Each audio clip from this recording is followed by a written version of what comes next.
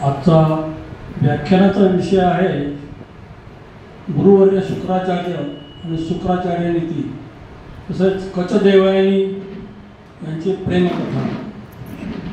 आणि ही सगळी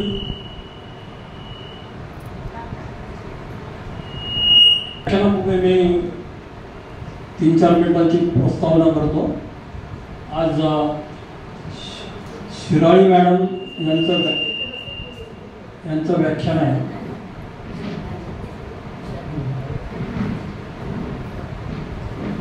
आणि ह्या सगळ्या कार्यक्रमापूर्वी एक सांगायची गोष्ट म्हणजे आज सकाळी आपल्या संघाचे ज्येष्ठ सदस्य श्री सुधाकरराव काळे यांचं दुःखद निधन झालं। सुधाकरराव काळे एकदम सदहृदयी माणूस, प्रामाणिक आणि सर्वांना प्रिय असं व्यक्तिमत्व, त्यामुळे सर्वांनाच त्याची हळहळ वाटली। आणि त्यांच्या स्मृतीला आपण श्रद्धांजली देण्यासाठी सर्वांनी 2 मिनिटं उभं राहावं अशी मी विनंती करतो। शुक्राचार्य यांची सर्व कथा जी आहे, कथानक आहे, पौराणिक ऐतिहासिक त्याला महत्त्व आहे। आणि आपण सर्वांनी कदाचित शाळेने जीवनात वाचलं असेल, ऐकलं असेल की ते दैत्यांचे गुरु होते। पण आता शिराळी मॅडमच्या व्याख्यानातून तुम्हाला समजेल की ते दैत्यांचे गुरु समजले जात असले तरी त्यांच्याबद्दल बरेच गैरसमज आहेत आणि ते व्याख्यानातून तुमचे दूर होतील। हे कथानक किंवा ही घटना किंवा याला जे पौराणिक, ऐतिहासिक, धार्मिक स्थान आहे ते सगळं कोपरगाव या शहराच्या जवळ 2 किलोमीटर अंतरावर कोपरगाव बेट नावाचं एक गाव आहे, छोटंसं।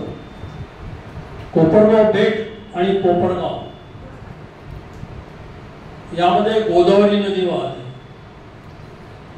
तसेच हे कोपरगाव शहर तालुका प्लेस आहे आणि नगर मनमाड रस्त्यावर शिर्डीपासून कोपरगाव हे 10 किलोमीटर अंतरावर आहे। त्यामुळे आपल्यापैकी बहुतेक जण साईबाबांना भेटण्यासाठी, त्यांचं दर्शन घेण्यासाठी शिर्डीला गेला असाल।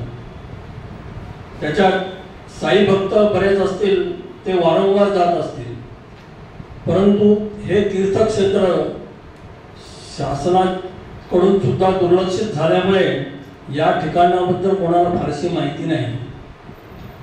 आणि मला असं वाटतं की शिराळी मॅडम यांचं व्याख्यान ऐकल्यानंतर सगळ्यांना तुम्हाला उत्सुकता वाटेल की आपण या तीर्थक्षेत्राला भेट द्यावी।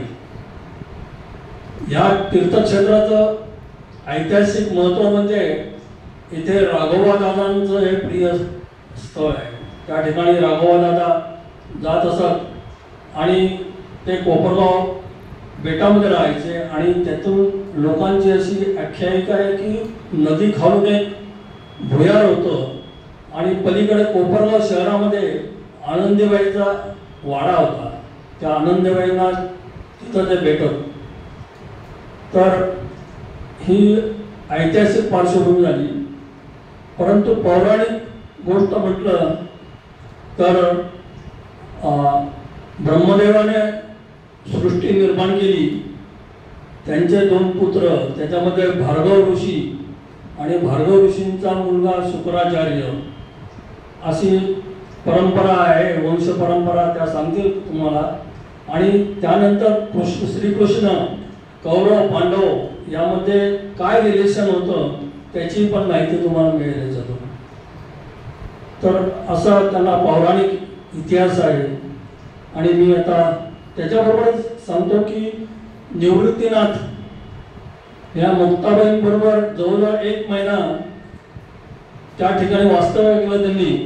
आणि कोपरगाव तालुक्यात पुंतांबा नावाचं एक शहर आहे, त्या पुंतांब्या शहरामध्ये चांगदेव महाराज राहत होते।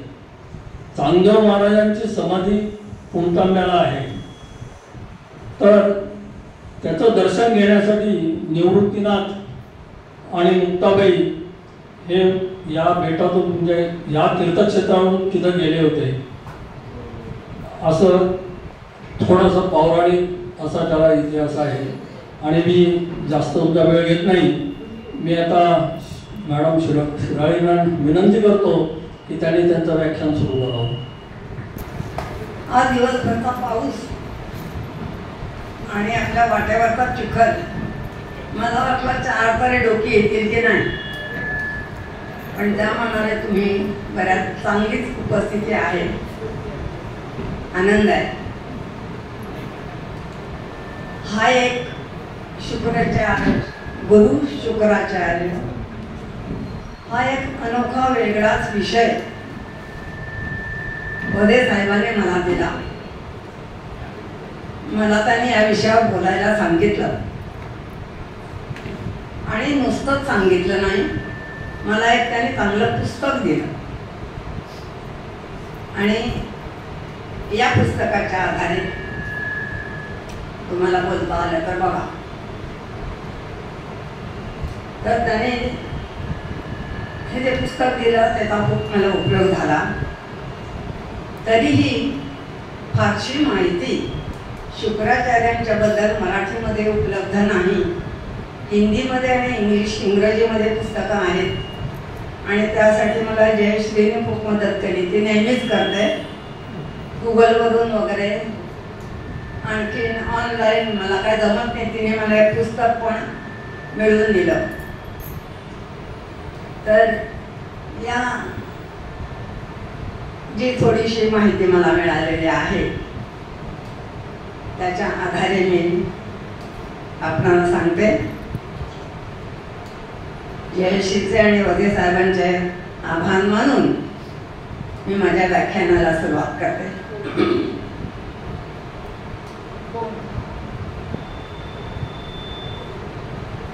शुक्राचार्य यांच्याबद्दल जी काय थोडी माहिती आहे त्यामध्ये बऱ्याच जणांचे समज गैरसमज आहेत. ते फार मोठे तपस्वी होते. घोर तपश्चर्या करून त्यांनी संजीवनी मंत्र विद्या मिळवली. ते उत्तम योगशास्त्र जाणत होते, उत्तम कवी होते. त्यांचं मुळात नावच कवी आहे. कवी आणि उशना ही त्यांच्या आई वडिलांनी दिलेली नावं आहेत. शुक्राचार्य हे नाव त्यांना नंतर मिळालं. ते उत्तम खगोलशास्त्रज्ञ होते. असे हे शुक्राचार्य दिसायला पण अतिशय तेजस्वी देखणं व्यक्तिमत्व होतं. एक कवी म्हणतो, हिमकुंद मृणालाभम दैत्यानां परमं गुरुं सर्वशास्त्र प्रवक्तारं भार्गवं प्रणम्यहम्. नीट ऐकू येतंय का? थोडंसं कर्कश वाटतं मला, नाही? तर हिमासारखे धवल पुष्पकुंद आणि कमळासारखे असं श्वेतवर्णी गोरा पान, उंच कुड्या केसांचा आणि अतिशय प्रसन्न तेजस्वी व्यक्तिमत्व त्यांचं होतं. त्यांचा कोपर गावाशी कसा संबंध आला पुढे मी सांगणारच आहे. आताच वदे साहेबांनी सांगितलं तसं नाशिक जवळच कोपरगाव बेट, श्री क्षेत्र कोपरगाव असं त्याला म्हणतात. एक छोटासा गाव आहे. त्याला अतिशय जुना असल्यामुळे ऐतिहासिक आणि पौराणिक अशी पार्श्वभूमी आहे.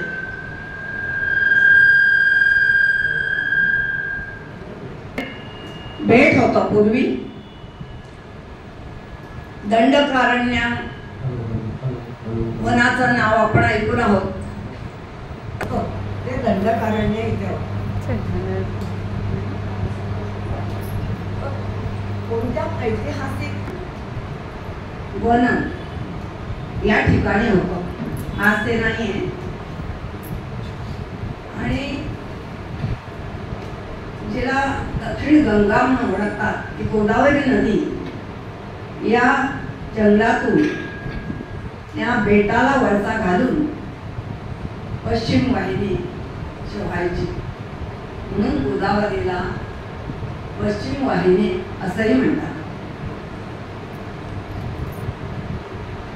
तर या ठिकाणी शुक्राचार्यांचं वास्तव्य होतं. ही त्यांची कर्मभूमी आणि त्यांची तपोभूमी पण. घोर तपश्चर्या केली इथे आणि अनेक सिद्धी प्राप्त केल्या. देवांचे गुरु बृहस्पती आणि त्यांचा मुलगा कचदेव संजीवनी विद्या घेण्यासाठी शुक्राचार्यांच्याकडे आला. त्याचाही वास्तव्य इथं होतो आणि त्याला संजीवनी विद्या मिळाल्यानंतर ज्या ठिकाणी ती मिळाली त्याला संजीवनी पार असं म्हणतात. आजही आपल्याला कोपरगावला हा संजीवनी पार पाहायला मिळेल. याशिवाय इथे कचदेवयानी यांचं प्रेम शुक्राचार्यांची मुलगी देवयानी आणि हस्तिनापूरचा राजा ययाती यांचा विवाह इथे झाला. राघवादाराव पेशवे यांचा वाडा इथे होता. आज तो चांगल्या अस्तित्वात नाही. त्यामध्ये एक भुयार होतं आणि त्या वाड्याला जे काळे कुटकुळी छान दगड होते, फरशा होत्या, त्याचा वापर करून आज कोपरगाव येथे जे विष्णू मंदिर उभं आहे तर त्या फरशांचा उपयोग करून ते मंदिर उभं राहिलेलं आहे. इतक्या त्या फरशा चांगल्या आहेत. तेव्हा या भूमीला अशी ऐतिहासिक पार्श्वभूमी पण आहे आणि पौराणिक पार्श्वभूमी पण आहे. आणि आता मोदी साहेबांना सांगितलं तसं या ठिकाणी अनेक संत राहून गेले. उदाहरणार्थ शिर्डीचे साईबाबा, उपासनी महाराज, जंगली महाराज, शृंगारेश्वर महाराज आणि मुक्ताईंचे नंतर जे शिष्य झाले ते चांगदेव महाराज सुद्धा इथे वास्तव्याला होते. त्यांची समाधी इथे आहे आणि अनेक सुंदर देवळं इथे आहेत. असं म्हणतात की हे त्र्यंबकेश्वर येथे भगवान शंकराने गुप्तपणे प्रकट होऊन ते झाल्यामुळे तिथे त्र्यंबकेश्वर येथे मंदिर उभं राहिलं. तर अशा अनेक कारणाने ही भूमी अत्यंत पवित्र झालेली आहे. अनेक देवळं इथे आहेत आणि या शुक्राचार्य मंदिर, कचदेव मंदिर, गोदावरी मातेचंही मंदिर इथे आहे, गिरिधर मुरलीधराचं मंदिर आहे. तर अनेक लोक इथे पाहायला येतात. मला स्वतःला याची फारशी माहिती नव्हती. या पुस्तकातून मला कळलं आपल्या इतक्या जवळ हे इतकं छान ऐतिहासिक स्थळ आहे याची मला कल्पनाच नव्हती. तर अशा या ठिकाणी गुरुदेव शुक्राचार्यांनी वास्तव्य केलं. कसे होते ते अत्यंत पराक्रमी होते. त्यांच्या पराक्रमाबद्दल कवी म्हणतो की स्वेच्छेने त्याने देव जिंकिले जेणे सदाही विजय पावला स्वप्नीही न देखिले पराजय त्या शुक्राय नमः. असे ते होते, त्यांना पराभव माहिती नाही. त्यांच्या शौर्याबद्दल त्यांच्या शौर्याची तुलनाच करता येणार नाही असंही कवी म्हणतो. शुक्र शौर्याते जोड द्याया अवनीवर नसे कोणी जोड म्हणून शिवहृदी गोड होनी बैसले.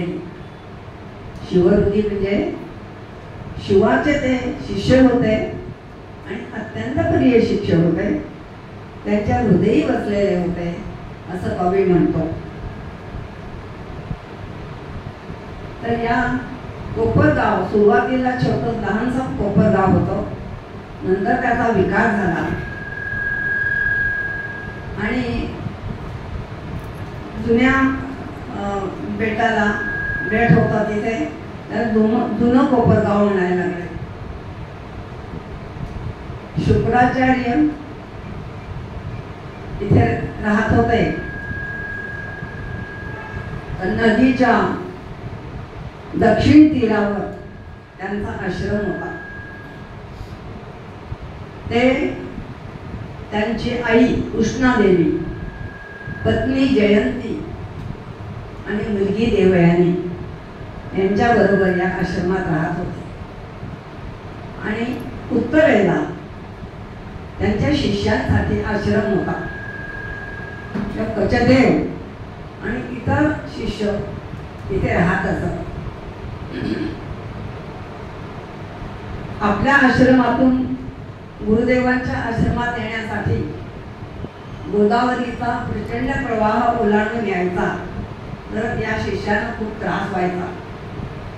ही त्यांची अडचण लक्षात घेऊन शुक्राचार्यांनी काय केलं, कोपर मारलं आणि नदीचा प्रवाहच बदलून टाकला. म्हणून त्या गावाला कोपराने मारलं म्हणून कोपरगाव असं नाव मिळालं.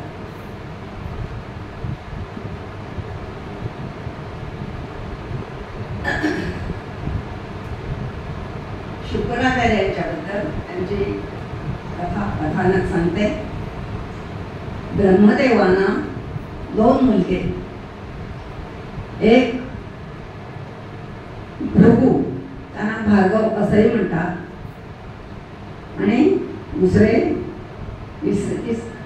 सिंजल. त्यांचा मुलगा जीव आणि शुक्राचार्यांचा मुलगा त्याचं नाव कवी, त्याचं दुसरं नाव कुशना असंही होतं. तर शिकण्याच्या वयाच्या झाल्यानंतर हे दोघे जण अंगिरस ऋषीकडे शिकायला आले. अंगिरस ऋषीचा मुलगा जीव साहजिकच मुलाकडे ते जास्त लक्ष द्यायचे, मुलाचे लाड करायचे आणि कवीकडे दुर्लक्ष व्हायला लागलं. हे त्या कवीच्या लक्षात आलं आणि त्याने नम्रपणे आश्रम सोडला. आणि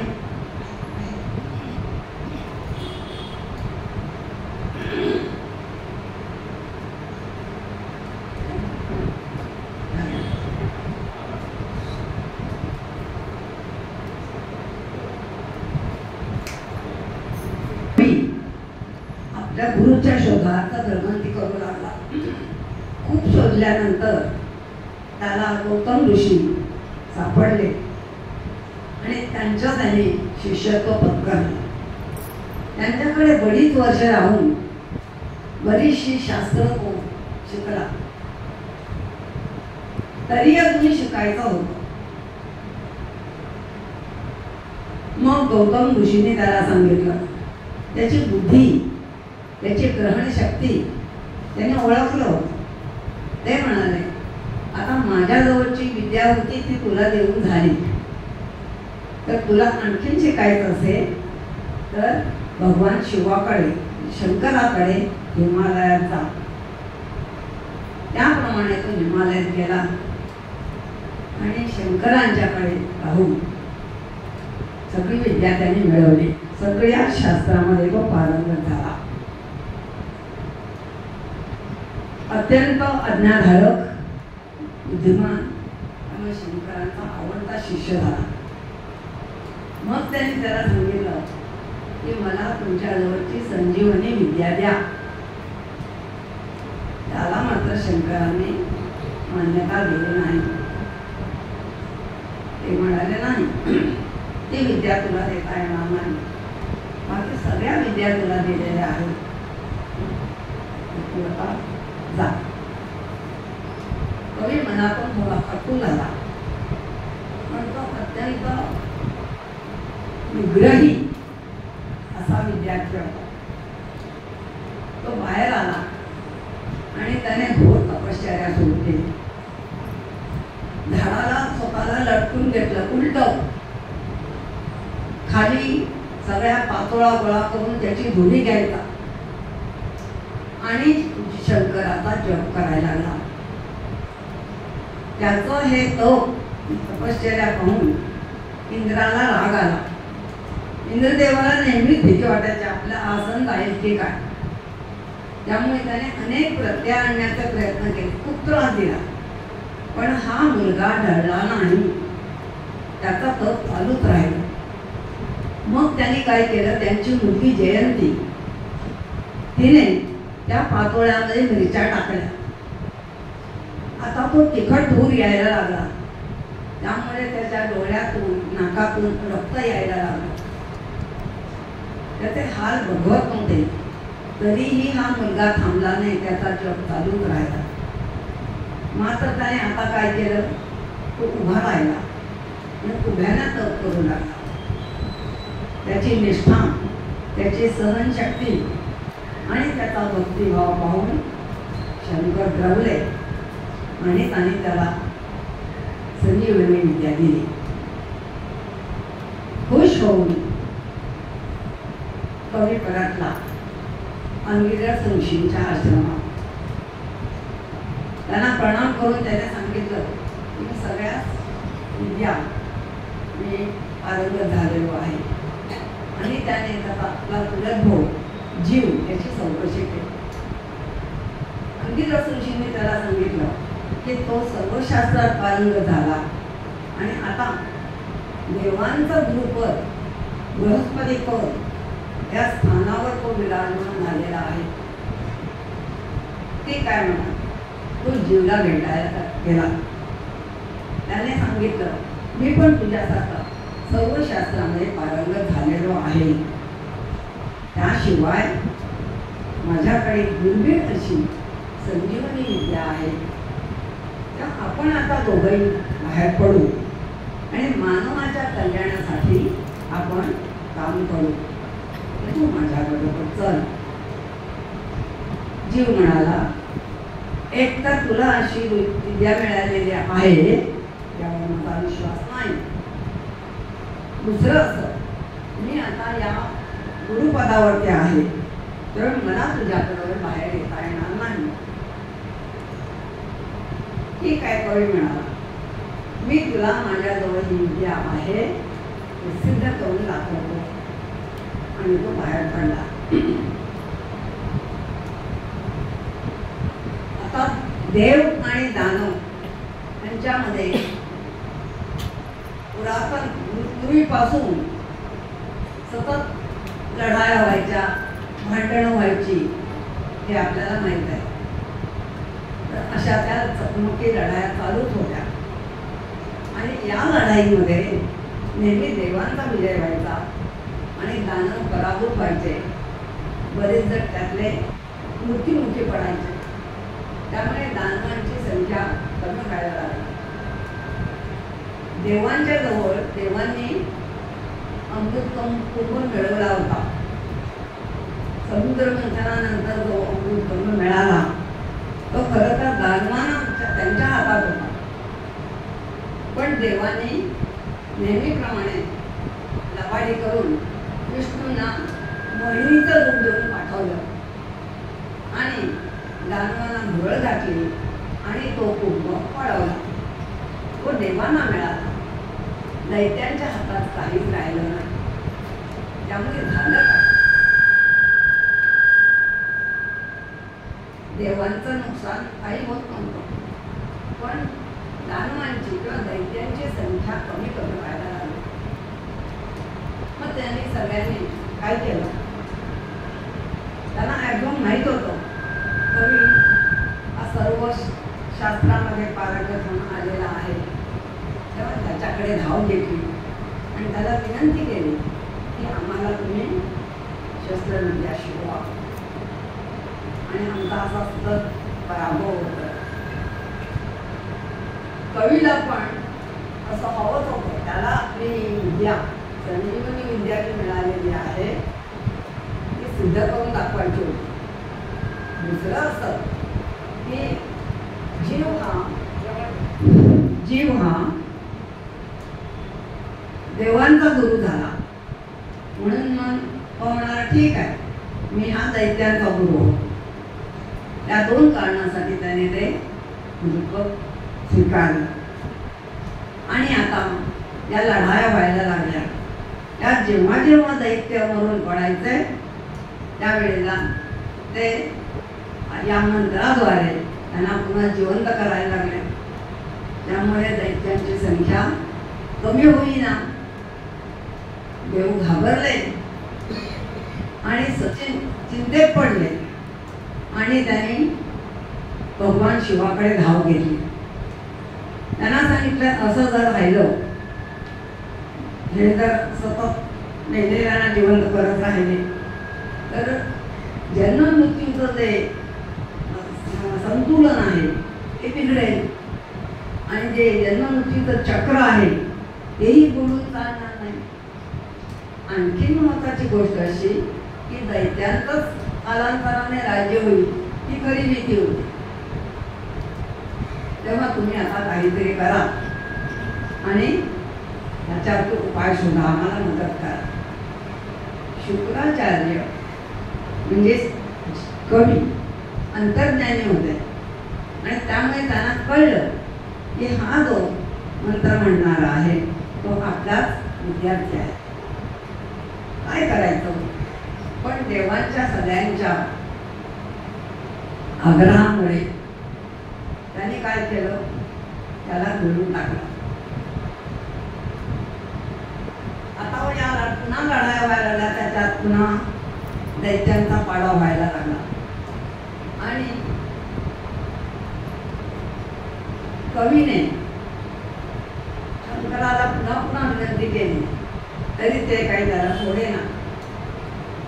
पण कवीने अनेक तपश्चर्या करून अनेक सिद्धी प्राप्त केल्या होत्या. त्याप्रमाणे त्याने काय केलं? आपलं शरीर आकुंचन केलं आणि शंकराच्या मुद्रामधून तो बाहेर पडला. आता मुद्रामधून बाहेर पडला म्हणून त्याला लोक शुक्र म्हणायला लागले आणि दैत्यांचा आचार्य म्हणजे शुक्राचार्य असं त्यांचं नाव झालं. आता पुन्हा दैत्यांची बाजू सावरायला लागली. दैत्य पुन्हा पुन्हा जिवंत व्हायला लागले आणि देव पुन्हा घाबरले. आता यांची संख्या वाढायला लागली. पुन्हा त्यांनी शंकराकडे धाव घेतली. शंकराने सांगितलं की हा जो त्याला मंत्र दिलेला आहे तो मीच दिलेला आहे, तो आता मला परत घेता येणार नाही आणि तो मला रद्दही करता येणार नाही. बापरे, मग याच्यावर उपाय काय? शंकराने सांगितलं उपाय असा आहे, हा जो मंत्र आहे तो तिघांनी ऐकला म्हणजे 6 जणांच्या कानावर गेला, षटकर्णी झाला तर त्याचा प्रभाव कमी होईल. ठीक आहे. मग सगळ्या देवाने काय केलं? सभा घेतली आणि ठरवलं की हा मंत्र शिकण्यासाठी शुक्राचार्यांच्याकडे कोणाला पाठवायचं. आणि म्हणून त्यांनी देवगुरु बृहस्पतींचा मुलगा कचदेव याला हा मंत्र शिकण्यासाठी म्हणून शुक्राचार्यांच्याकडे पाठवलं. त्याचा शुक्राचार्यांनी स्वीकार केला शिष्य म्हणून. खरं तर त्यांना माहीत होतं अंतर्ज्ञानाने की हा कोण आहे, कशासाठी इथे आलेला आहे, पण तरी सुद्धा गुरुचा धर्म म्हणून त्याने त्याला स्वीकारलं. या पार्श्वभूमीवरती मला आठवतं ते एकलव्य आणि द्रोणाचार्य. द्रोणाचार्यांनी एकलव्यावरती केवढा अन्याय केला. खरं तर गुरु याने आपल्या शिष्यावरती त्याचं मुलासारखं प्रेम पाहिजे, शिक्षण दिले पाहिजे, योग्य वेळी रागवलं पाहिजे, पण त्याच्यावर अन्याय करता कामा नये. तो खरा गुरुच नाही. किती ज्ञान असो पण असा जर तो वागत असेल तर खरा गुरु नाही. त्याने एकलव्यावरती शिक्षण का दिलंच नाही नीच जातीचा म्हणून, आणि पुढे तर त्याच्याकडून गुरुदक्षिणेच्या रूपानं त्याचा अंगठा घेतला. या पार्श्वभूमीवरती शुक्राचार्यांचा मोठेपणा आपल्याला दिसतो.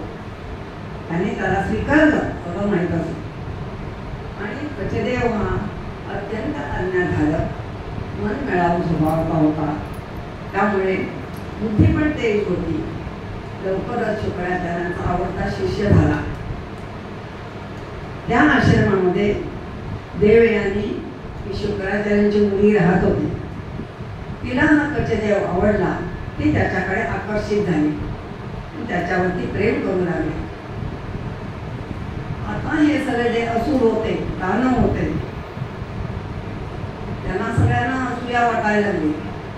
एक तर हा गुरूंचा आवडता शिष्य झाला, त्यातून गुरूंची मुलगी त्याच्यावर प्रेम करते, तेव्हा ह्याचं आता काहीतरी केलं पाहिजे. आणि म्हणून सर्वांनी त्याला अनेक तऱ्हेने त्रास द्यायला सुरुवात केली. पण कचदेव डगमगला नाही. त्यांनी शांतपणे आपलं काम चालू ठेवलं. मग शेवटी या सगळ्यांनी काय केलं, एक दिवशी त्याला ठार मारलं आणि त्याचे तुकडे लांडग्याला खायला घातले. रात्र झाली तरी कचदेव आला नाही. म्हणून देवयानी घाबरली. ती रडायला लागली. वडिलांना तिने सांगितलं. नंतर ज्ञान असल्यामुळे शुक्राचार्याने त्याचं काय झालं, असुरांनी काय केलं ते ओळखलं आणि त्यांनी संजीवनी विद्येचा उपयोग करून त्याला जिवंत केलं. असं पुन्हा पुन्हा बऱ्याच वेळा घडलं. काही ना काही कारणाने त्याला मारत, त्याला ठार करत आणि पुन्हा पुन्हा देवयानीच्या आग्रहाखातर ते त्याला जिवंत करायला लागले. शेवटी मग असुराने ठरवलं की ह्याचा कायमचा बंदोबस्त करूया. त्याने त्याला मारलं आणि त्याला जाळलं आणि त्याची जी राख होती ती सोमरसा शुक्राचार्य प्यायचे त्या पेयात घातली आणि शुक्राचार्यांना प्यायला दिली. त्या दिवशी पण कचदेव आला नाही. त्यामुळे देवयानीने पुन्हा वडिलांना सांगितलं आणि त्याने अंतर्ज्ञानाने ओळखलं की हा आपल्या पोटातच आहे. आता त्याला कसं जिवंत करायचं, त्याला जर जिवंत करायचं तो स्वतःला मरण येणार, कारण तो पोट फाडून बाहेर येणार. काय करायचं? मग त्याने एक उपाय शोधला. त्याने देवयानीला सांगितलं की मी तुला हा मंत्र शिकवतो आणि जेव्हा कच बाहेर येईल, मी मरण पावेल, तेव्हा तू हा मंत्र म्हणून मला जिवंत कर. ठीक आहे. पण ज्या वेळेला देवयानीला ते हा मंत्र देत होते त्यावेळेला कचदेवाने पोटातच तो मंत्र शिकून घेतला, ग्रहण घेतला आणि बाहेर आल्याबरोबर त्याने तो मंत्र म्हणून आपल्या गुरुदेवांना पुन्हा जिवंत केलं. आता ज्याच्यासाठी आपण इथे आलो होतो ते काम पूर्ण झालं. म्हणून त्याने गुरुदेवांना नमस्कार केला आणि स्वगृही जायची तयारी केली. मग देवयानीने त्याला सांगितलं, आपल्या प्रेमाबद्दल सांगितलं की तू माझ्याशी विनंती केली त्याने ते लग्न कर. त्या पचदेव म्हणाले की मी आणि तू आपण दोघंही एकाच पित्याच्या पोटातून आलेलो आहोत, तेव्हा आपण आता बहीण भाऊ झालो. दुसरं असं की गुरुची मुलगी ही भगिनीप्रमाणे असते, त्याही दृष्टीने मला तुझ्याशी लग्न करता येणार नाही. देवयानीला खूप राग आला. तिने त्याला सांगितलं की तू ज्या कपटाने ही विद्या मिळवलीस ती तुला लाभणार नाही. फक्त देवाला पण राग आला. अरे मी हिला एवढं समजावून सांगतोय, कारण तरी समजून घेत नाही.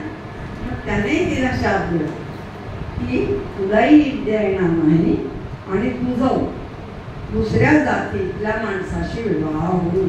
त्यावेळेला हे खूपच भयंकर आणि तो निघून गेला. देवयानीला अतिशय वाईट वाटलं आणि मग तिने जन्मभर आपण अविवाहित राहायचं असं ठरवलं. दैनंदिन कामाला लागली. शुक्राचार्य पण आपलं नेहमीच जप शिष्यानं शिकवणं या कामात व्यस्त झाले. काय होतं, देवयानी आणि तिथला राजा कुशपर्वा याची मुलगी शर्मिष्ठा आणि देवयानी या मैत्रिणी होत्या. तर एके दिवशी त्या वनविहाराला गेल्या. तिथे त्या तळ्यात पोहत होता आणि अचानक वादळ झालं. वादळ झाल्यामुळे त्यांनी किनाऱ्यावर ठेवलेली त्यांची वस्त्र उडाली, एकमेकात मिसळली गेली. वादळ झालं मग त्या पण दोघे घाईघाईला बाहेर आल्या आणि त्यांनी कपडे परिधान केले. त्या गडबडीत देवयानीनं शर्मिष्ठाचे कपडे घातले. शर्मिष्ठा बघतली की राजकन्या, माझे कपडे तू कसे घातलेस? आणि त्या दोघींचं प्रचंड भांडण झालं आणि त्याचा परिणाम म्हणून शर्मिष्ठानं देवयानीला जवळच्या विहिरीत ढकलून दिलं आणि ती दासींसह राजवाड्यात परतली. देवयानी ओरडायला लागली, मदतीसाठी हाका मारायला लागली. त्यावेळी तिथे हस्तिनापूरचा राजा ययाति हा शिकारीसाठी जात होता. त्याने त्या हाका ऐकल्या आणि तो मदतीसाठी आला आणि हात देऊन त्याने तिला वर घेतले. आता तो काळ असा होता की आर्य स्त्रिया आपला हात परपुरुषाच्या हातात देत नसत, कारण हातात हात देणं म्हणजे विवाह, पाणी ग्रहण, याचा अर्थ विवाह झाला. आता इथं त्याने वर मदतीसाठी गेलं, पण हा विवाह होणं शक्य नव्हतं, कारण तो क्षत्रिय राजा आणि ही ब्राह्मण कन्या होती. काय करायचं? शुक्राचार्यांनी पाहिलं, ज्या वेळेला त्यांच्या हातांचं मिलन झालं तेव्हा सगळे नक्षत्र तारे हे अनुकूल नव्हते आणि सिंहस्थ चालू होता. आपल्या सिंहस्थामध्ये लग्न करत नाही. मग शुक्राचार्यांनी काय केलं, आपल्या तपोबलानं सगळ्या नक्षत्रांना तारकांना अनुकूल करून घेतलं. देवांना प्रसन्न केलं आणि तिथे होम केला आणि त्या होमाप्रमाणे सर्व परिसर हा पवित्र करून घेतला आणि तिथे कुणाचाही कोणत्याही मुहूर्त पाहण्याची गरज नाही अशी ती जागा केली. आपल्या मुलीचा ययातीबरोबर हातात विवाह केला आणि सगळ्या लोकांना सांगितलं, इथून पुढे असा वरदान दिला की इथे जो कोणी विवाह करायला येईल त्याला मुहूर्त पाहण्याची, दिवस पाहण्याची काही गरज नाही. कोणत्याही वेळी येऊन कोणत्याही दिवशी तुम्ही इथे विवाह करू शकता आणि तो विवाह यशस्वी होईल असं वरदान दिलं. इथं शर्मिष्ठा राजवाड्यात गेली आणि तिने आपल्या वडिलांना काय घडलं ते सगळं सांगितलं. कुशपर्वाला फार वाईट वाटलं, कारण शुक्राचार्यांनी या असुर जातीवरती तेवढे उपकार केले होते ते तो जाणून होता. म्हणून त्याने मुलीला घेतलं आणि दोघे शुक्राचार्यांच्याकडे आले आणि देवयानीची त्याने माफी मागितली. देवयानीने सांगितलं, शिक्षा म्हणून तुला कायमचं माझं दासत्व स्वीकारावं लागेल आणि शरीर पाहिजे स्वीकारलं का सगळ्या असोच जातीच्या कल्याणासाठी आपण केलेल्या चुकीचं प्रायश्चित्त आणून दिले ते दासत्व स्वीकारलं आणि ते लोक ती देवाने बरोबर गेले.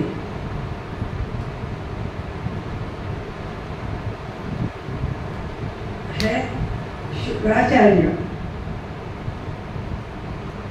आणि त्यांची पत्नी जयंती आणि आई कृष्णादेवी आणि देवयानी हे आश्रमात राहत होते.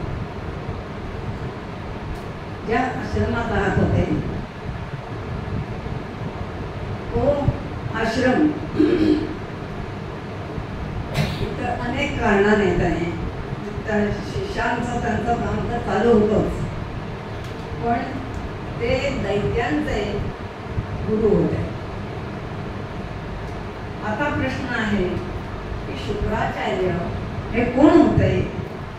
ते असुरांचे गुरु झाले म्हणजे ते पण असुर होते का, असा प्रश्न काही जणांना पडला. तर ते देवही नव्हते, दानव नव्हते. ब्रह्मदेवाने अशी एक वेगळीच वंशावळ तयार केली, त्या वंशातले ते होते. आणि आपण म्हणतो की हे असुर म्हणजे अशी एक कल्पना आहे. आपण चांदोबामध्ये वाचतो लहानपणी चित्र बघतो, भयानक करा विकरा किंवा TV मधल्या कथामुळे असा समज झालेला आहे की असुर म्हणजे दिपाड, कराळ विक्राळ, मोठे दात असलेले, दारू पिणारे, मांसाहार करणारे, दुष्टवृत्तीचे, हिंसाचारी. तर तसं नाही, तसे ते नव्हते. दुष्टपणा असुरी ही जमात नव्हे तर ती वृत्ती आहे, तो स्वभाव आहे. दुष्टपणा, वाईटपणा, दुसऱ्यांना त्रास देणं, राग येणं, त्या वृत्ती आहे, त्या स्वभाव आहे. त्या वृत्ती कुणामध्ये असतात? आपल्या माणसात असतात. देवामध्येही या वृत्ती आपण पाहिलेल्या कथा ऐकतो. तेव्हा असुर हे असे होते हे दुःख. आणि त्याचबरोबर म्हणजे त्यांचे गुरु सुद्धा तसेच असतील ही समज चुकीचा आहे.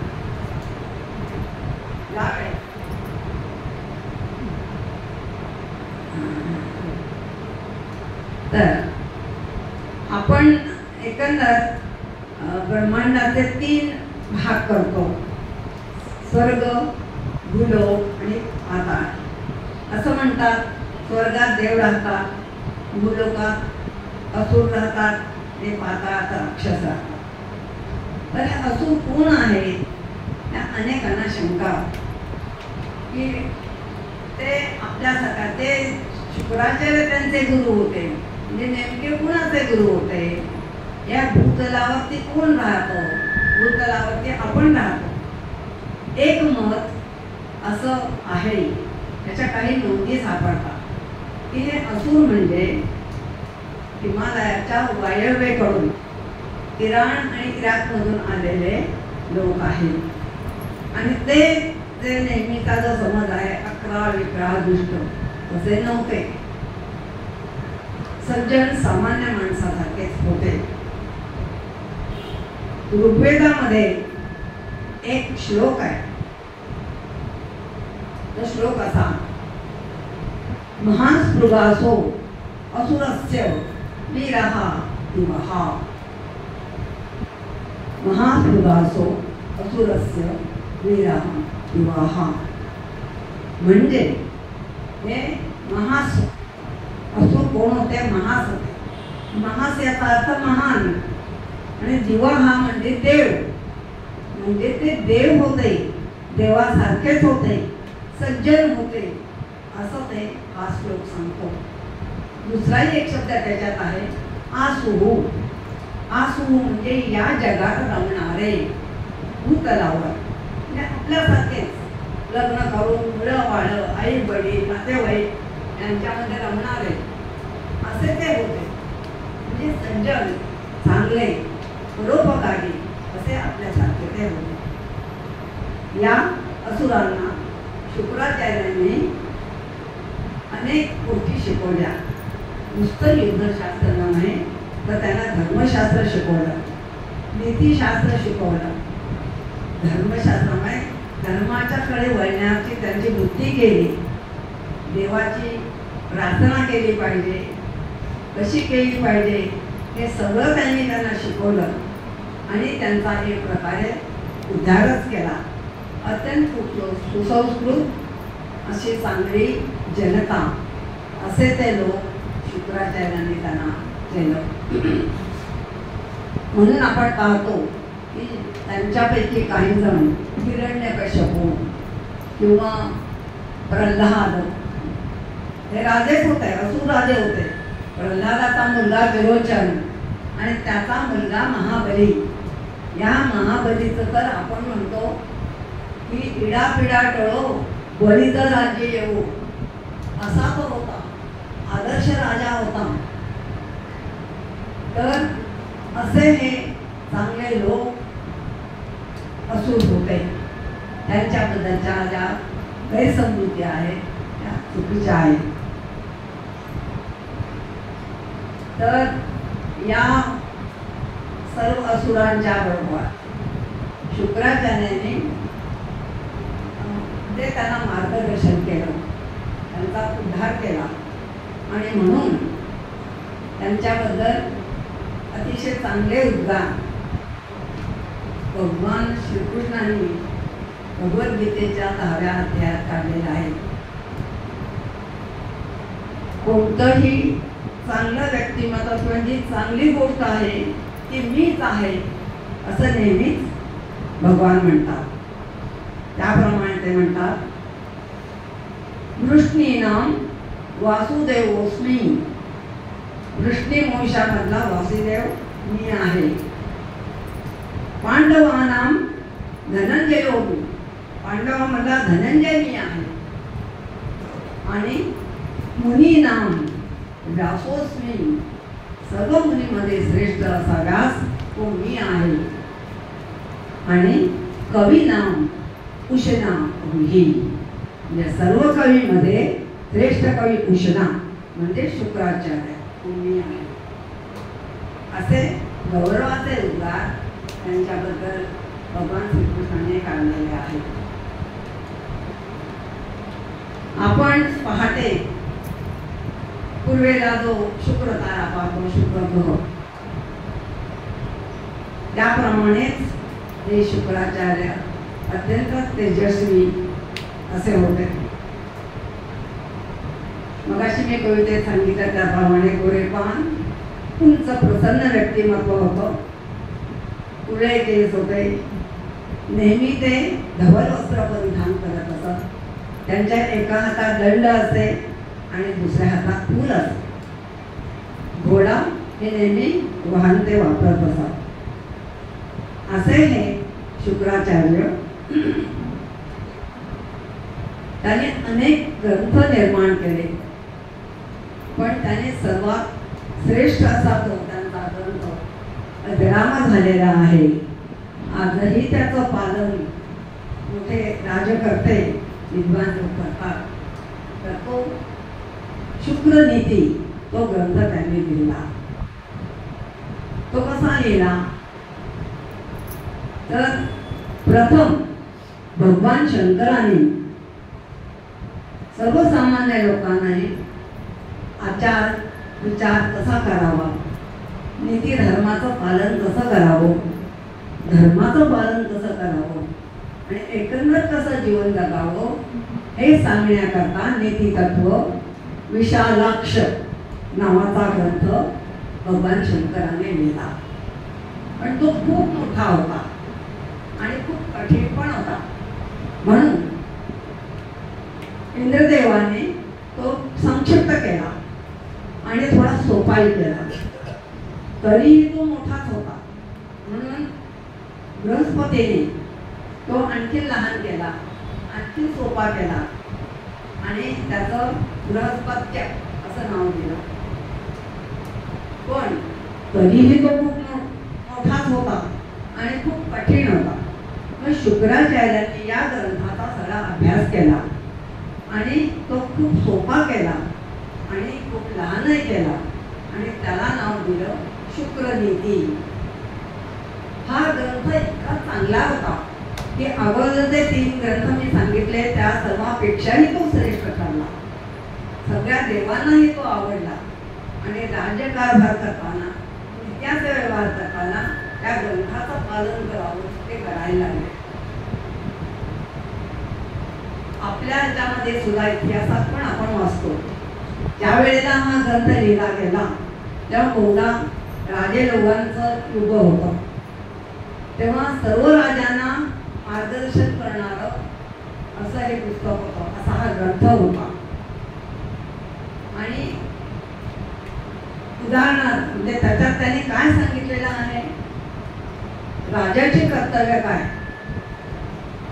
त्याने प्रधानमंडळ कसं नेमावं आणि त्याने वेगवेगळे न्यायालयाची कशी स्थापना करावी, सैन्य कसं उभं राहावं, त्यांनी नगरं उभी करावी, रस्ते बांधावेत, पाणपोया बांधाव्या, सर्वसामान्य नागरिकांसाठी कोणत्या सोयी करायच्या, खूप मोठं अतिशय तपशीलवार असं राजाचे कर्तव्य सांगितलंय. नुसते राजाचे कर्तव्य नाही, प्रत्येक व्यक्तीचं म्हणजे प्रत्येक स्थानाचं सांगितलंय. प्रधानाने कोणती कामं केली पाहिजे, सैनिकांनी कोणती कामं केली पाहिजे, सैन्याच्या अधिकाऱ्यांनी कोणती कामं केली पाहिजे. एवढंच नाही तर सामान्य जनतेमध्ये वेगवेगळे व्यवसाय करणारे जे लोक आहेत, सोनार आहे, शिंपी आहे, लोहार आहे, शेतकरी आहे, हे वेगवेगळे, या प्रत्येकाने कसं काम करावं ह्याचं सगळं मार्गदर्शन त्याच्यात केलेलं आहे. तर असा हा उत्तम ग्रंथ आहे. याचं इतिहासात आपण वाचू की उदाहरणार्थ चंद्रगुप्त मौर्यांचे अमात्य चाणक्य यांनी या ग्रंथाचा उपयोग केलेला आहे आणि म्हणून ते उत्तम राज्यकारभार करू शकले. ज्यांनी ज्यांनी या ग्रंथाचा वापर केला ते सर्व राजे उत्तम शासक म्हणून इतिहासामध्ये त्यांचं नाव झालं. आपल्या छत्रपती शिवरायांच्या बाबतीत सुद्धा ते सुद्धा या ग्रंथाचा वापर करत होते. त्यांचं जे त्यांनी प्रधानमंडळ उभं केलं ते ह्याच्यात दिलेल्या नियमानुसार मार्गदर्शनानुसार आहे. तर असा हा ग्रंथ आहे की सर्वांना समाजातल्या प्रत्येकाला मार्गदर्शन होईल असं त्याच्यात दिलं आहे. 4 विभाग त्याचे झालेले आहेत. खूप मोठा आहे. माझ्याकडे ते शुक्रनीती पुस्तकच आहे, सगळं सांगणं शक्य नाही. तो ते म्हणतात सर्वसामान्य लोकांनी पण वाचला पाहिजे म्हणजे त्यांना जीवनात कोणतीही संकट येणार नाही. पण ते आपल्या आवाक्या बाहेरचा आहे. तो लहान झाला ग्रंथ तरी त्याच्यात 1 कोटी श्लोक आहेत जे आपण वाचणं शक्य नाही. त्यातले त्यांचे काही नियम मी तुम्हाला सांगते. ते म्हणतात उद्याचा विचार करा म्हणजे भविष्याचा विचार करून वागा, पण उद्यावर काम टाळू नका. म्हणजे काम टाळू नका, चुकारपणा करू नका. जे करायचं त्या वेळेमध्ये करा. आपले कबीर पण सांगतात काल करे सो आज कर, आज करे सो अब. तर त्याप्रमाणे तुम्ही आपलं काम वेळेवर पूर्ण करा. अन्नाची कधीही नासाडी करू नका. धर्माचं म्हणजे धर्मग्रंथांचं नेहमी तुम्ही मान ठेवा. कधीही कोणत्याही गैरमार्गानं काम करू नका. कोणत्याही अनोळखी माणसावरती विश्वास टाकू नका. तुमचा झालेला अपमान किंवा तुमची फसगत वंचना कोणाला सांगू नका. आपणही आपल्याला सामान्य श्लोकात होतं संस्कृतमध्ये वंचनंच अपमानंच ज्ञाता नैव प्रकाश आहे. शहाण्या माणसाला आपला आत्मा कोणाला सांगू नये. कुणाचाही मत्सर करू नका. कोणी कष्टानं संपत्ती मिळवली असेल तर त्याचा राग करू नका. त्यांनी केलेले कष्ट त्यांनी कशी मिळवली बघा आणि तुम्ही तसे कष्ट करा. असे अनेक जे आपल्याला दासबोधात समर्थांनी सांगितलेले तर सर्वसामान्य आपल्याला अनेक तत्व आहेत ही सगळी आपल्याला आता सांगता येणार नाही. तर असं हे असा त्यांचा तो ग्रंथ आहे. खरोखर अमोल म्हणावा असा ग्रंथ त्याने हा लिहिलेला आहे. आता संजीवनी मंत्र जो त्यांनी मिळवला. शुक्राचार्य कोपरगावला राहत होते. त्यांचा आश्रम होता.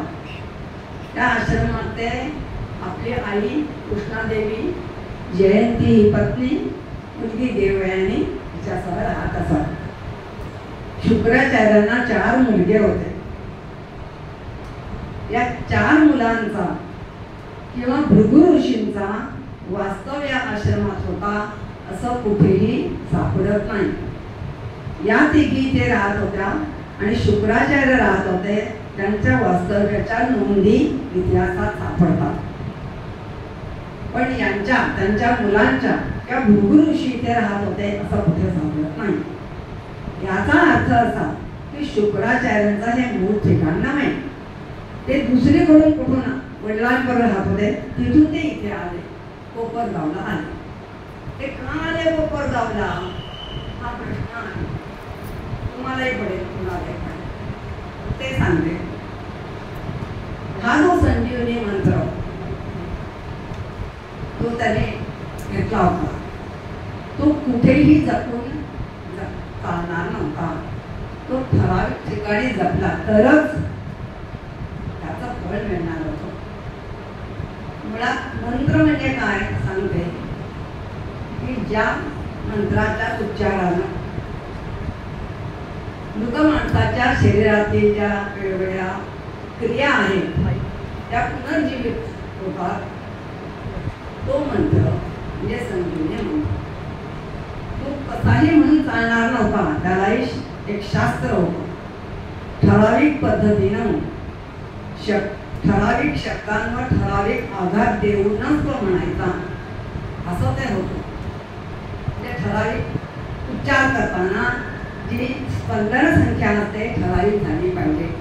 जसं आपण संगीतात बघतो, हार्मोनियमवरती 6 वाजवला की त्याचे 250 स्पंदन संख्या असते. तरी 300 झाली, 700 झाली. म्हणजे पेटीवरती जो आपण ओठ लावतो तिथे तो स्वर येण्याकरता, गंधार येण्याकरता, पंचम येण्याकरता ठराविकच संख्या स्पंदन संख्या झाली पाहिजे. तसं या बाबतीत होतं. ठराविक स्पंदन संख्या होईल अशा तऱ्हेनं उच्चार करूनच तो मंत्र म्हणायचा, तरच त्याचा फळ मिळायचा. दुसरं असं तो कुठेही म्हणून चालणार नव्हता. शुक्राचार्याने अभ्यास केला. तो मंत्र कुठे म्हणायचा? अशा ठिकाणी जिथे सर्वात जास्त सौर ऊर्जा असेल, ज्या ठिकाणी सर्वात जास्त गुरुत्वाकर्षण शक्ती असेल, ज्या जागेवर सूर्याचं उत्तरायण किंवा दक्षिणायन होतो तेव्हा आपल्याकडे हवेमध्ये परिणाम होतो ना, थंडी वाढते किंवा कमी होते उष्णता. पण या जागेवर या उत्तरायणाचा किंवा दक्षिणायनाचा काहीही परिणाम होणार नाही अशी ती जागा हवी. आणि आध्यात्मिक दृष्ट्या सुद्धा तिथे जास्तीत जास्त ऊर्जा असेल अशी जागा हवी. आता ती जागा कशी शोधायची? शुक्राचार्य उत्तम खगोलशास्त्रज्ञ होते आणि त्याने अभ्यास करून ठरवलं. तो कसा अभ्यास केला ते उपलब्ध नाही.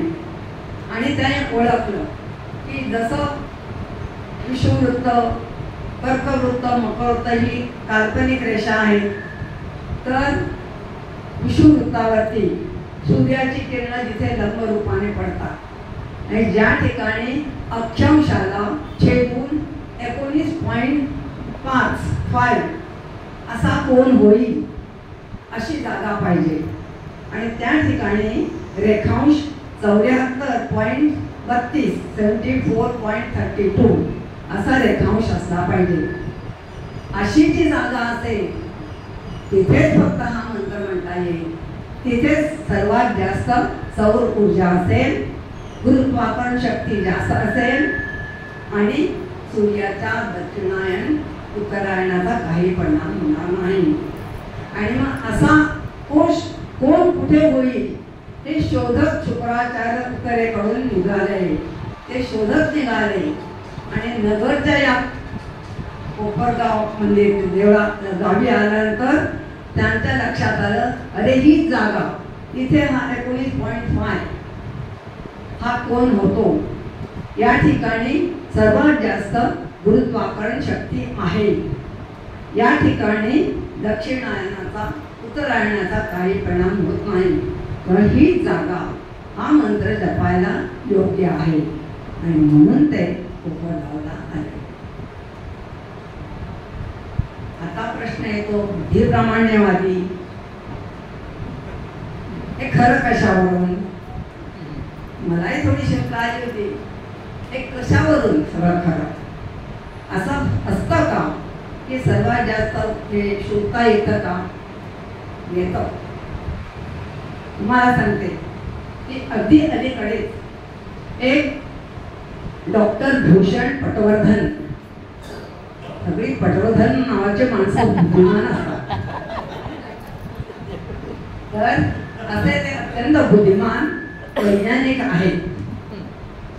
त्यांनी बऱ्याच प्रयोगशाळांमधून विज्ञानाचं काम केलेलं आहे. अधिकारावर त्यांनी इस्रोमध्ये काम केलेलं आहे बरीच वर्ष. तर अशा ग्रस्ताने बराच अभ्यास करून एक पुस्तक लिहिले. त्या पुस्तकाचं नाव जीनोम ते कोड.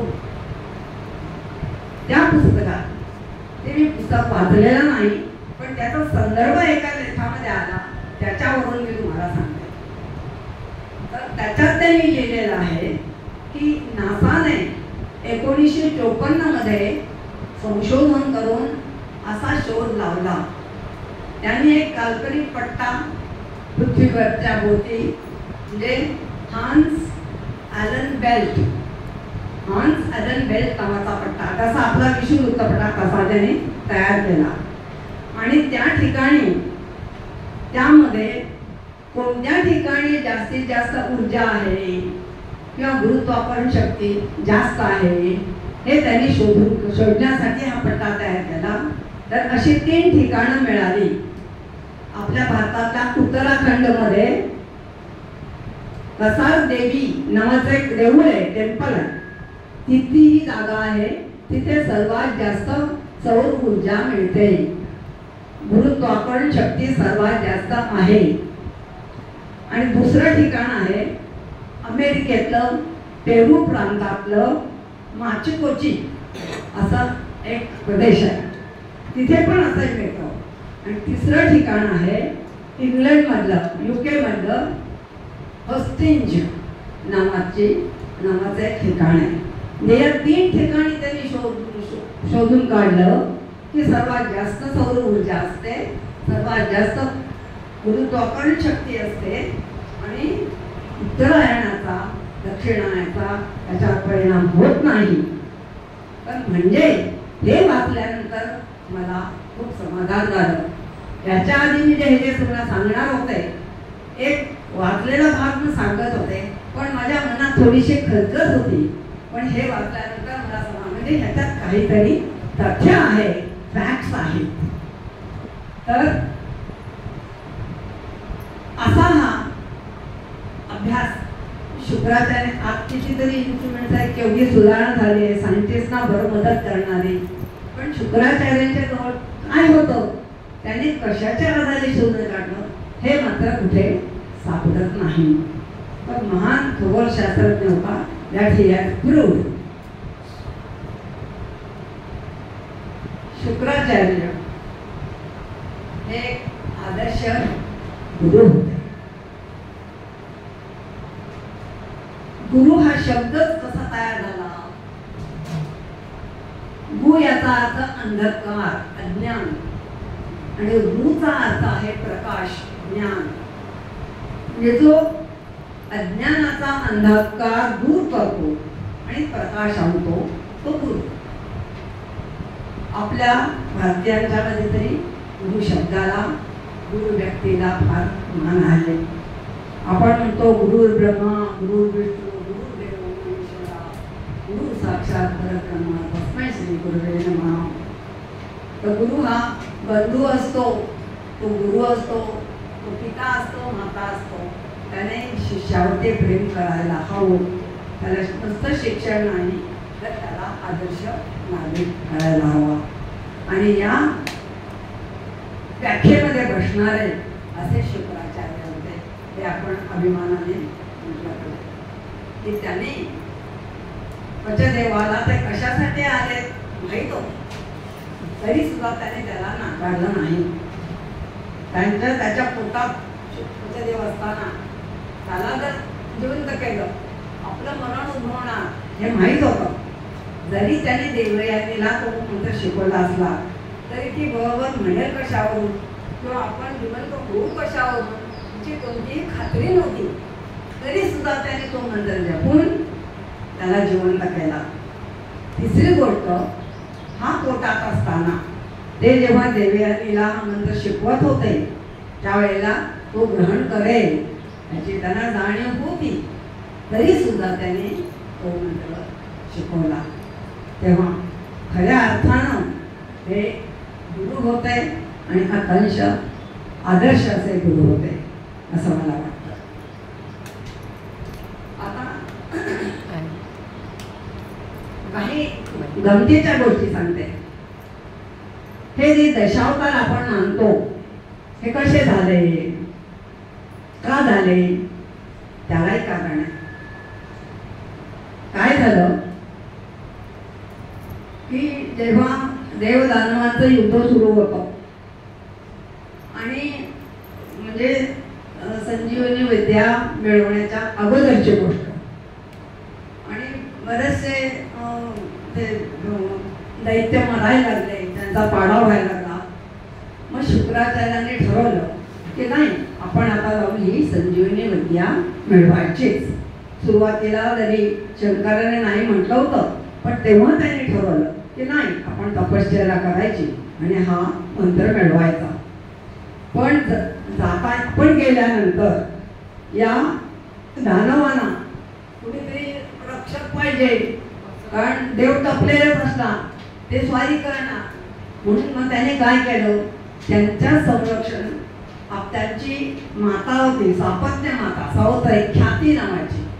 ती ख्याती म्हणजे प्रजापती दक्षाची मुलगी, अत्यंत पराक्रमी होती. त्या आईला सांगितलं की मी येई तोपर्यंत तुझ्या सैन्यांना सांभाळ आणि त्यांना पराभूत होऊ देऊ नकोस. आणि शुक्राचार्य गेले. इंद्रदेव टपलेलेच होते. पुढे त्या शुक्राचार्य नाही म्हटल्यानंतर त्याने हल्ला केला. पण या ख्यातीनं इतका तो तेजाने संबंध लढवला आणि सगळ्या देवांना पळवून लावलं. पराभव तर झाले, त्या देवांचा पराभव केला. इंद्रदेव चकित झाले, अरे काय ही बाई.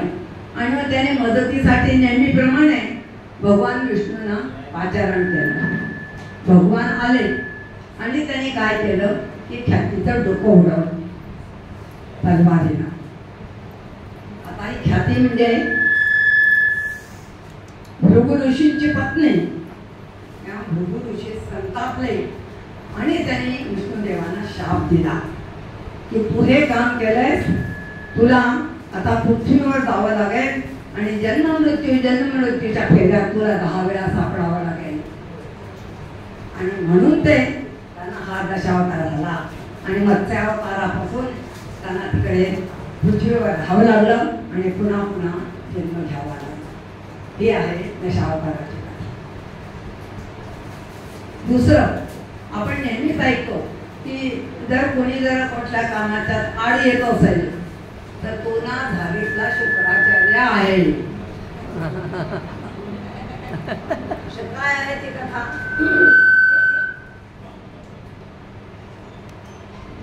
मगाशी मी उल्लेख केला महाबलीची. बलिराजा हा एक आदर्श राजा होता. तो आपल्या प्रजेला हवं ते सगळं देत होता. त्याने 100 यज्ञ करण्याचा संकल्प केला होता आणि त्याचे 99 संकल्प झाले. आता जर त्याचा 100वा यज्ञ झाला तर तो देवांचा राज्य घेणारा राजा होणार होता. म्हणजे इंद्रदेवांच्या त्याच्यावरती गदा आली. इंद्रदेव घाबरले आणि मग त्याने नेहमीप्रमाणे विष्णूंना पाचारण केलं की बघ बाबा काय. आणि विष्णुदेवानं छोट्या वामनाचं रूप घेतलं आणि त्यांच्याकडे आले. ही कथा तुम्हाला सगळ्यांना माहिती आहे, पण त्याचा पुढचा भाग मी तुम्हाला सांगणार आहे, तो माहीत नसतो. आणि मग वामन आल्यानंतर या ब्राह्मणाची राजांना खूप खातिरदारी केली, पाद्यपूजा केली आणि त्यांना सांगितलं की तुम्हाला काय हवं ते मागा, मी देईन. शुक्राचार्याने बलिराजाला वॉर्न केलं, सांगितलं अरे बाबा असा तू शब्द देऊ नकोस, तुझं नुकसान होईल. पण राजाने त्यांचं ऐकलं नाही आणि त्यांना तो शब्द दिला. आणि तुमचं तुम्हाला माहिती आहे की त्याने 3 पावलं ठेवली, प्रभूताला याच्यावरती स्वर्गावरती आणि शेवटी बलिराजाला पाताळात ढकलून दिलं. आता हे त्याला आता त्याने नंतर वर पण दिला की वर्षातून एकदा सगळे लोक तुझी पूजा करतील, तुझं स्वागत करतील वगैरे वगैरे. तर ही कथा आपण ऐकतो लहानपणापासून. तुम्ही पण ऐकली असेल, मी पण ऐकलंय. आणि मलाही मनात नेहमी असं वाटायचं की का हे देवाने असं करावं, हा अन्याय नाही का. तो बिचारा चांगला राजा होता, आदर्श राजा, लोकांना आवडेल असं सगळं काम करणारा. त्याला बक्षीस द्यायचं की तू शिक्षा करायची, हे मनाला पटत नव्हतं. पण मी एक वाचलं, तुम्ही ऐकलं असं, देवदत्त पट्टनायक नावाचे एक लेखक आहेत, इंग्लिश लेखक, सुंदर कादंबऱ्या लिहितात. त्यांनी पौराणिक याच्यावरती महाभारतावर रामायणावरती पण पुस्तकं लिहिली इंग्लिशमध्ये. मी त्यांचं मराठीत अनुवाद केलेले पुस्तकं वाचलेले आहेत. ते काय करतात, नुसती कथा सांगत नाही, प्रत्येक प्रसंग जो घडतो त्याच्या मागची कार्यकारण मीमांसा सांगतात. प्रत्येकाच्या प्रसंगाचं किंवा कोण काय बोललं, काय घडलं, ते का घडलं, त्याच्या मागची भूमिका ते सांगतात. तसं त्यांनी याच्याबद्दल सांगितलेलं आहे की का महाबलीला देवाने असं पाताळात पाठवलं. तर महाबली दान करून त्याला दानाचा अहंकार झाला होता, त्यामुळे तो सगळं लुटत होता. आपली सगळी संपत्ती, हिरे, अनेक रत्न, सोनं हे सगळं भूमीच्या खाली आहे.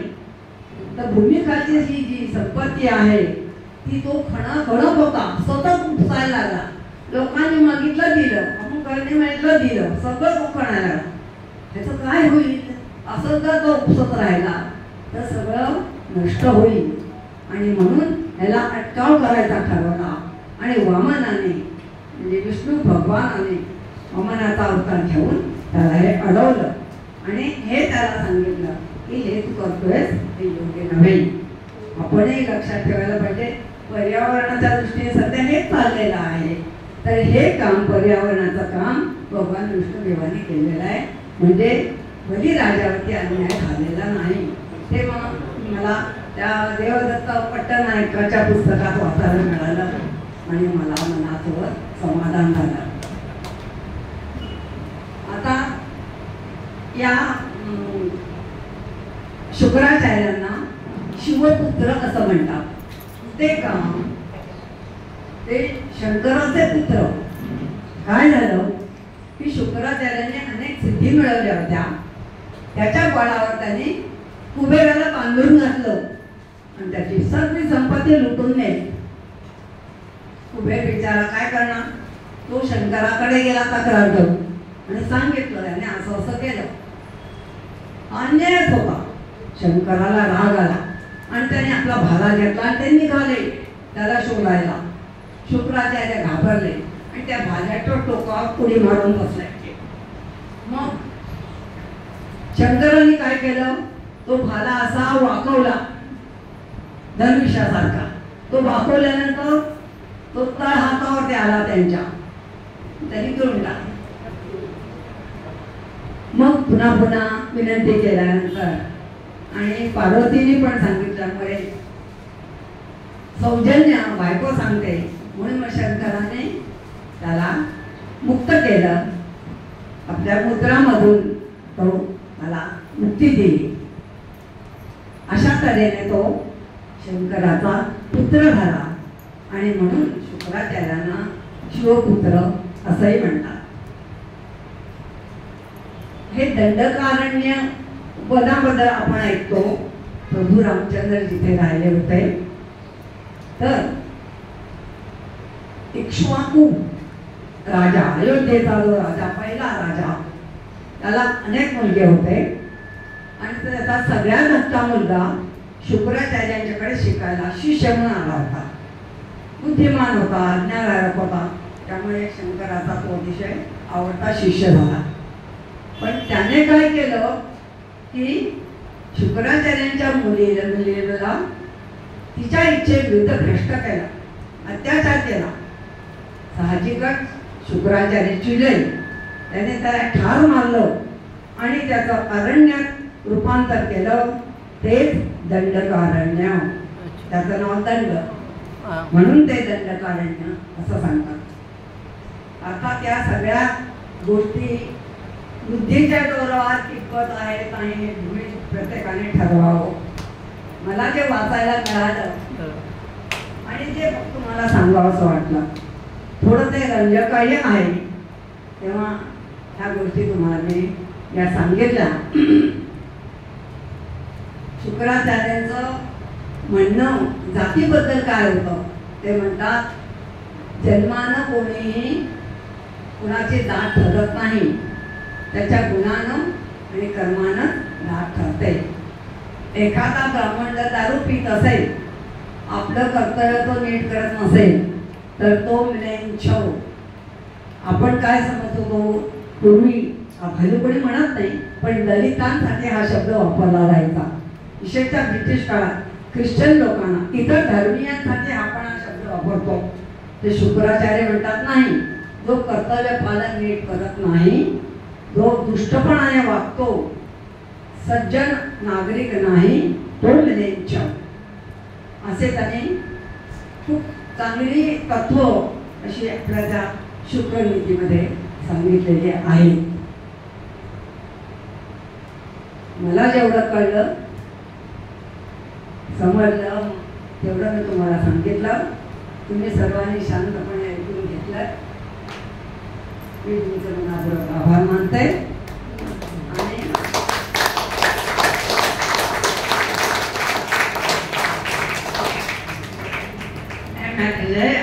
मॅनेजिंग कमिटीचे दळवी साहेब आणि त्यांचे सगळे सहकारी यांचंही मी आभार मानते. आणि मुख्यतः पुन्हा एक वार मोझे साहेबांचे आभार मानते आणि जयश्रीचे आभार मानते. ती म्हणजे मैत्रीण आहे, ती मला नेहमीच मदत करत असते. काही मला अडलं की मी तिच्याकडे जाते, ती मला देते. तर तरी पण तिला आवडणार नाही, पण म्हणते मला खरोखर नाही कृतज्ञ आहे आणि मला इथं हा एक विषय अभ्यासाला दिला, ते मोझे साहेबांच्या मी करू शकले. तेव्हा तुम्हा सर्वांचा मी आभार मानते. आणि माझ्या कार्यक्रमाची सांगता एका भजनानं करते. ती शुक्राचार्यांसाठी हे माझी आदरांजली आहे. माझा आवाज आता खराब आहे, तुम्ही ते बघू नका, फक्त माझ्या भावना बघा.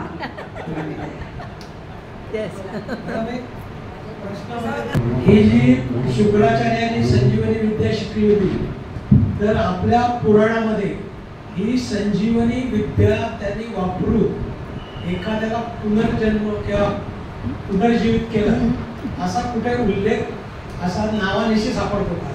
दुसरं, ही संजीवनी विद्या अंमलात आणताना त्यांनी काही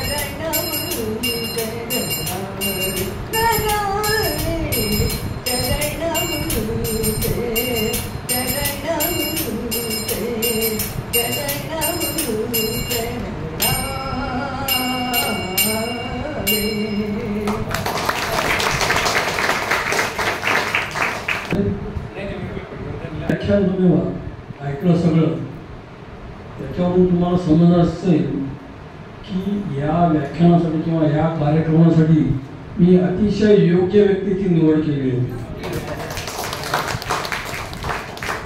कारण